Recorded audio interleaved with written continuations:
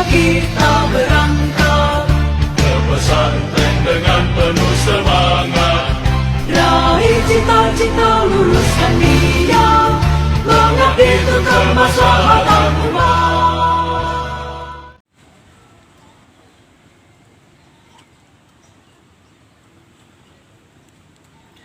Assalamualaikum warahmatullahi wabarakatuh. Sahabat pesantren yang dimuliakan Allah Subhanahu wa taala, alhamdulillah berjumpa lagi di channel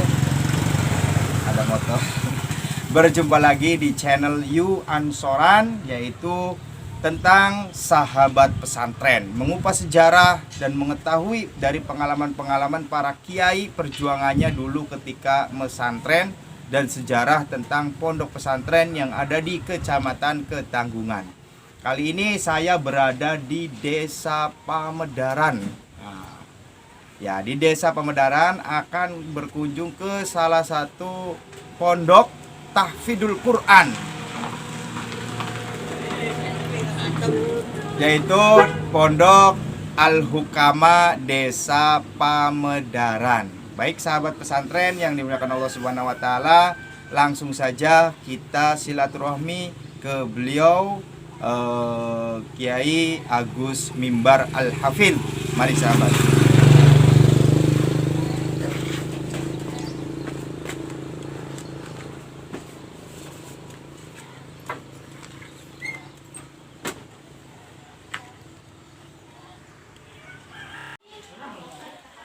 Baik sahabat pesantren yang dimuliakan Allah Subhanahu wa taala, ini saya sudah sampai di Pondok Tahfidzul Quran Al-Hukama Desa Pamedaran. Nah, sebelum ke rumah pengasuh, baik kita lihat-lihat dulu ini pondoknya, sahabat.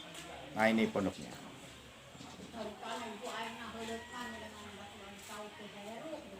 Nah, itu ke situ juga, ya ke belakang masih, dan kita akan ke atas lihat-lihat. Sahabat, mari kita lihat pondoknya ke atas.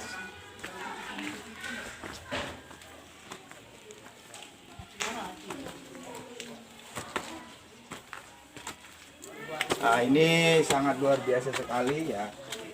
Nanti kita akan lihat Desa Pamedaran dari atas.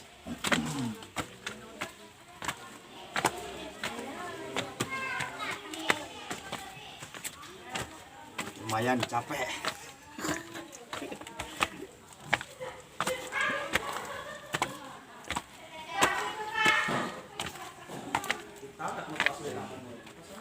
Yang lokalin deui berarti nya. Insyaallah ini luas ternyata sahabat. Nah, ini juga masih buat pembangunan ke depannya. Ya.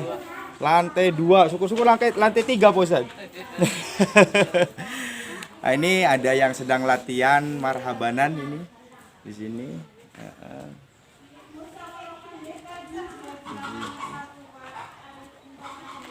Ini ke belakang sawah nih, Pak. Itu Desa Pamedaran, Desa Cirambeng, desa apa saja itu ada. Baik, kita langsung ke pengasuhnya. Mari ikuti saya.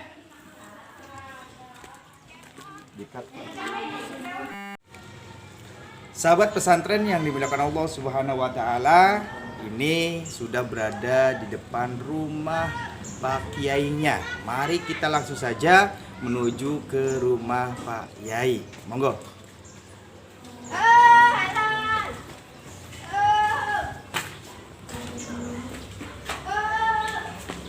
Assalamualaikum.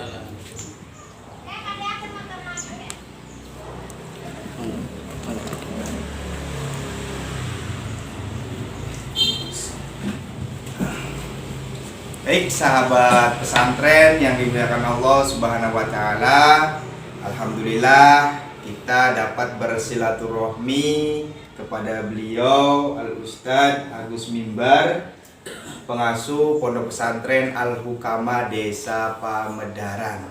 Assalamualaikum Pak Ustadz. Waalaikumsalam. Alhamdulillah, gimana kabarnya Pak Ustadz? Alhamdulillah sehat. Alhamdulillah. Baik, sahabat pesantren yang dimuliakan Allah Subhanahu wa taala, kita akan mengetahui lebih dalam bagaimana sih sejarah dari Pondok Pesantren Al-Hukama Desa Pamedaran ini. Pertama kita silaturahmi Pak Ustadz dari Gerakan Pemuda Ansor Kecamatan Ketanggungan. Yang keduanya kita ingin tahu sejarah daripada Pondok Pesantren Al-Hukama. Sebelumnya kita dengarkan bersama perjalanan pesantren. Nggih, monggo bisa diceritakan sebelum mendirikan Pondok Pesantren Al-Hukama ini, perjalanan pesantrennya itu seperti apa sih Pak Ustadz, biar menjadi inspirasi buat sahabat-sahabat di YouTube. Nggih, monggo Pak Ustadz. Assalamualaikum warahmatullahi wabarakatuh. Bismillahirrahmanirrahim. Langsung saja perjalanan waktu sebelum pesantren dulu tahun 1992 masuk sekolah dasar SD Pamudaran 2. Terus ditempuh selama 6 tahun, keluar tahun 1996 kalau nggak salah, atau 96.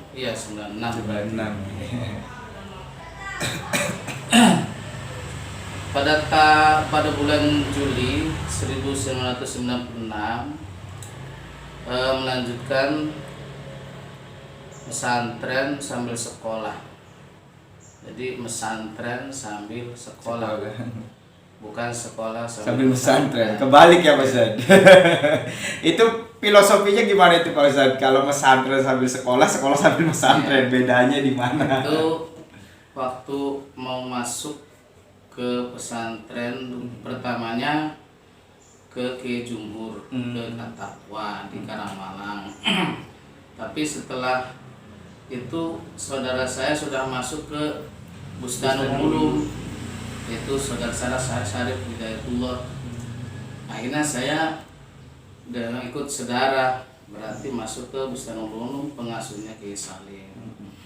Sambil sekolah SMP 1 di Ketanggungan. Terus kata kiainya, Kiai Salim, ditanya, kalau nggak salah niatnya mau pesantren apa sekolah. Nah, udah pesantren sambil sekolah. Oh ya bagus, kalau pesantren sambil sekolah berarti yang diutamakan pesantren.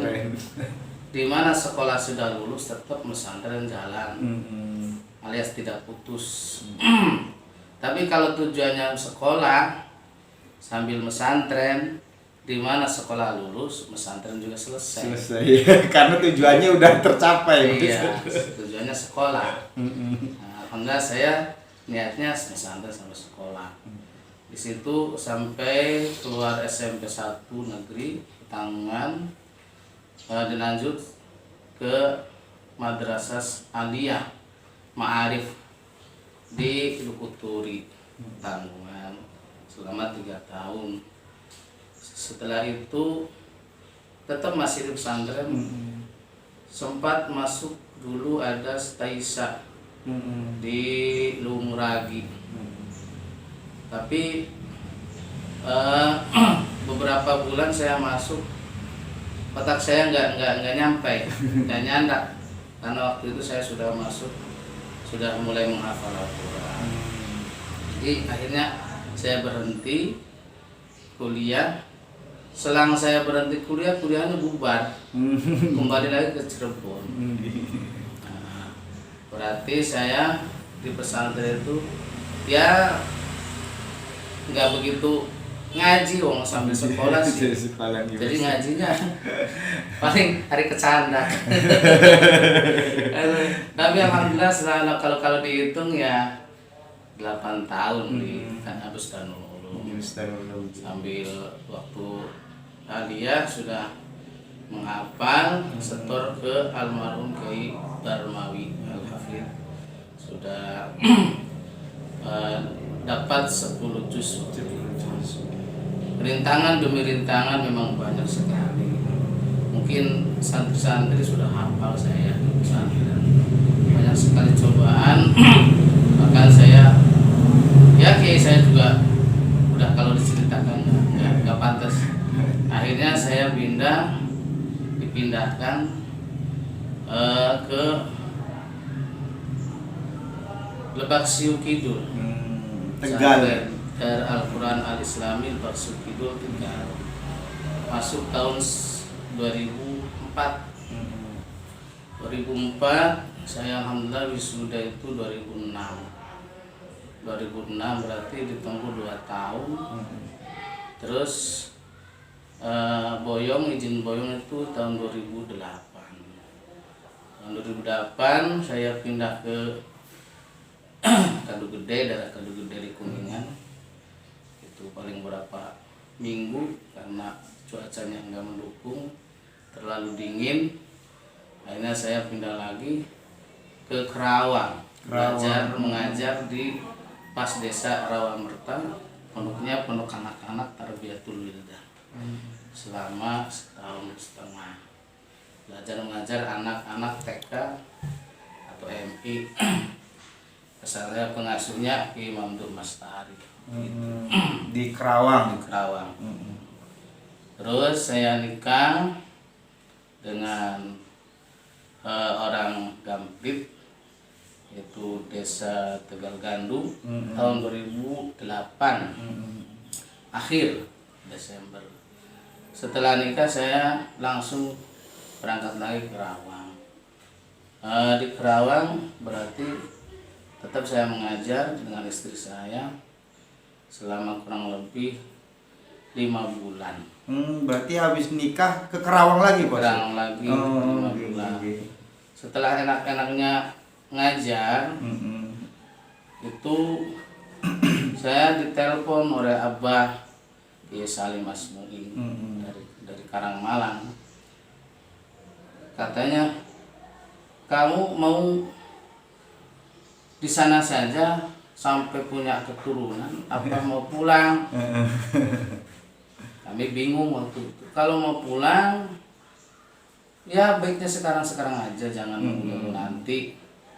Akhirnya dipikir-pikir, udah kami pulang.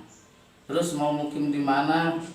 Di Gamprit, Tegal Gandu, apa di Pamedaran waktu itu. Udah saya mau mungkin di tanah kelahiran aja di Pamedaran. Langsung ngebel ke supir travel, langsung datang ke Kerawang di Rawamerta. Langsung boyong, langsung pulang ke Desa Pamedaran.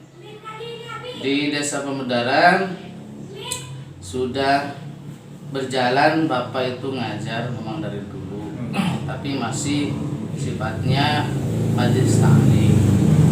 Kemudian setelah musyawarah dengan masyarakat Desa Pamedaran, akhirnya didirikanlah pertama kali TPI dan Madrasah Diniyah atau Madi tahun 2009. Kemudian berkembang, saya waktu itu belum punya rumah, masih di orang tua, belum punya bangunan, masih di orang tua, anak-anak ngaji juga masih di orang tua, masih di musola yang lama. Alhamdulillah ta'ala sumbi ni'mah, setelah saya diberi tanah sepetak ini untuk bangunan rumah ini, kemudian mipil lah bahasa Jawanya, mipil ya, bangunan di atas, kemudian bangunan di sebelah ini samping, bangunan ke belakang, bangunan musola dibongkar di seperti itu di atas jalan. Alhamdulillah selama kurang lebih ya 10 tahunan. Tapi memang ya seperti itu, mipil, secuil. Tantangan terberatnya itu apa, Bos? Itu memang dulu itu saya belum bikin pesantren waktu itu. Pesantren itu tahun 2012. 12 ya, Bro. Iya, 2012. Ya minta doanya dari semuanya. Memang yang diutamakan di sini adalah Al-Qur'annya, yang tahfidz ya, karena mungkin itu jurusan saya. Ya mudah-mudahan nanti masyarakat Ketanggungan umumnya khususnya masyarakat Tangun umumnya, masyarakat Pemuda. Pemedaran ya mau ngaji, syukur-syukur masuk program tahfiz. Ya tantangan terbesarnya ya terutama ekonomi. Soalnya ekonomi nggak ada lagi. Ekonomi ya maklum ya sudah biasa kalau seseorang guru ngaji itu kan beda dengan guru sekolah. Nggak ada bayarannya, ya mudah-mudahan bayarnya nanti di akhirat. Amin. Di akhirat ya sebisanya, kadang-kadang jualan ciki-ciki. Waktu anak-anak ngaji sambil jajan. Ya sekali-kali untuk lumayan untuk jajan anak. Ya tapi alhamdulillah mungkin karena berkah ya mungkin karena sudah lama yang ngajar diniati dengan ikhlas ta'ala, ya alhamdulillah tidak ketinggalan dengan yang lain, tidak ketinggalan. Allah itu maha segalanya. Juga kami, orang lain makan, kami juga makan. Walaupun kami tidak punya pekerjaan tetap seperti apa itu punya sawah, misalnya sawah juga nggak punya, dagangnya cuma ciki-ciki. Punya penghasilan tetap setiap bulannya nggak tahu, bahkan hari ini juga saya nggak tahu dapat berapa, nggak tahu hari ini saya mau dapat berapa ratus ribu, nggak tahu. Sudah lillahi ta'ala berarti Ustaz, masya Allah. Itu mungkin sekilas. Baik sahabat pesantren, itu tadi sekilas sejarah tentang berdirinya pondok pesantren ini. Ternyata perjalanannya luar biasa ya Pak Ustaz. Ya kemudian ini buat motivasi para santri yang masih pesantren dan yang mau berangkat ke pondok pesantren, itu ada nggak Pak Ustaz pengalaman yang berat ketika pesantren, tetapi apa ya, kita itu terus berjuang untuk pesantren Pak Ustaz. Godaan terberat, apa pengalaman dan lain sebagainya. Ya yang dialami saya itu mungkin kalau dari segi ekonomi ya artinya seperti orang-orang biasa aja. Orang tua saya seorang tani ya alhamdulillah bisa berjalan untuk setiap sehari ada sebagainya, untuk kos dan sebagainya, untuk makan itu nggak begitu jadi masalah kata saya. Tapi yang godaan terberat adalah wanita. Adalah wanita. Kalau nggak kuat sudah hancur udah. Artinya nggak akan berhasil. Tapi alhamdulillah saya dulu memang ya santri-santri seangkatan saya sudah kenal saya. Memang itu kodanya memang wanita, tapi terus saya lawan ya berarti. Terus sabar dengan diri sabar. Walaupun saya dapat teguran dari sana sini, bahkan dari kiai juga saya sempat digebrak meja dan sebagainya, itu waktu itu masih ingat. Tapi ngapalin jalan terus. Alhamdulillah semuanya dapat diraih. Hafalan alhamdulillah 30 juz sudah selesai. Juga istilah apa itu, perempuan atau wanita yang dikejar-kejar juga dapat semuanya. Itu prinsipnya apa sih Pak Ustaz? Bisa mengalahkan segalanya kemudian mendapatkan semuanya, itu prinsipnya apa sih Pak Ustaz? Ya intinya ketabahan dan kesabaran. Tabah, sabar. Kalau nggak sabar udah bubar. Kemudian ada target mungkin ya Pak Ustaz? Iya memang hafalan itu, kalau menghafal ya target setiap hari itu satu kaca, satu halaman. Apalagi dari maksud itu kalau paling minimal ya satu halaman. Tapi kalau sedang pikirannya enak, saya bisa 5 halaman juga. Masya Allah. Tapi kalau sedang drop, artinya sedang nggak mood ya bahasanya, saya seminggu nggak setor. Berarti sekarang di yayasan ini ada TPQ dan Madin sama tahfidz Quran ya Bos ya? Ada RA juga. Ada RA-nya juga. Nah itu sahabat-sahabat pesantren yang orang tua yang lagi lihat, monggo orang Pamedaran dan sekitarnya, ternyata di Pamedaran itu ada pondok pesantren Tahfidzul Quran, luar biasa sekali sahabat pesantren. Insya Allah Pamedaran kedepannya banyak penghafal Al-Quran, Pak Ustaz. Amin. Amin. Terutama jadi motivasi untuk Kecamatan Ketanggungan, dan kita tidak bisa pungkiri sahabat pesantren bahwasanya Ketanggungan itu luar biasa sekali. Sejarah-sejarah dari terdahulu, ternyata dari Karangmalang itu menciptakan kiai besar ya Bos. Iya. Dari Syekh Jazuli itu.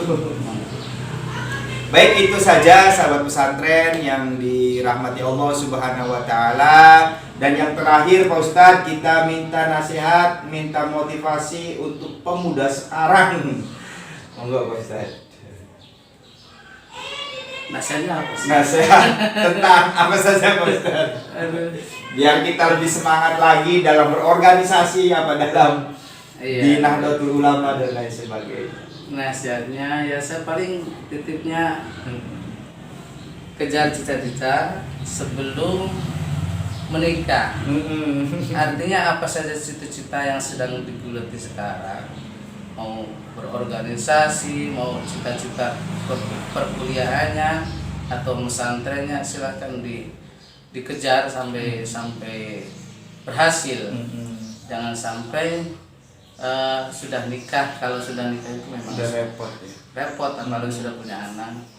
Itu saya juga dulu memang kerasanya sekarang kok enggak seperti dulu waktu masih sendiri, masih kalau kuliah masih bebas.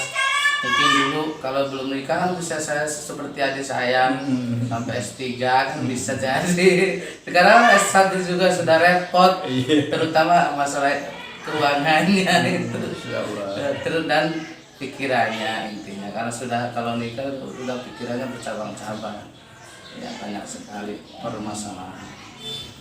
Itu sahabat, beliau berkata, kejarlah cita-citamu sebelum nikah. Walaupun kalau sudah nikah, kalau masih bisa ya monggo ya Mas Ustadz ya. Ya intinya ya kalau bisa sebelum nikah gitu Mas Ustadz. Karena masa bujang itu lebih luang waktunya ya Mas Ustadz. Dan pemikiran juga masih mungkin fokus. Itu saja sahabat pesantren yang dimuliakan Allah Subhanahu wa taala. Selanjutnya ini ada kenang-kenangan Pak Ustadz dari tim media Ansor. Oke sahabat, ini kenang-kenangan dari tim media Gerakan Pemuda Ansor Kecamatan Ketanggungan buat pesantren Al-Hukama. Mohon diterima Pak Ustadz. Alhamdulillah saya terima, mudah-mudahan ini manfaat. Amin. Dan mengenang perjuangan Hadratus Syekh Bahasim Asy'ari. Alhamdulillah. Saya akan pajang di luar. Oh, luar biasa sahabat. Yang terakhir Pak Ustadz, kita minta doanya buat teman-teman Ansor agar selalu istiqomah di Ansor, dan juga teman-teman yang berjuang di NU dilimpahkan rezekinya Pak Ustadz. Amin, amin, amin. Monggo doa Pak Ustadz. Allahumma sholli ala sayyidina Muhammad wa ala ali sayyidina Muhammad. Baik, terima kasih sahabat Ramadan. Itu saja yang bisa kami sampaikan. Kurang lebihnya mohon maaf. Dan barangkali ada pengalaman yang menarik tentang santri dan lain sebagainya, silakan komentar saja di bawah. Dukung terus channel ini dengan cara klik subscribe, like, share, and comment. Ya, itu saja sahabat. Terima kasih. Wallahul muwaffiq ila aqwamit thoriq. Wassalamualaikum warahmatullahi wabarakatuh.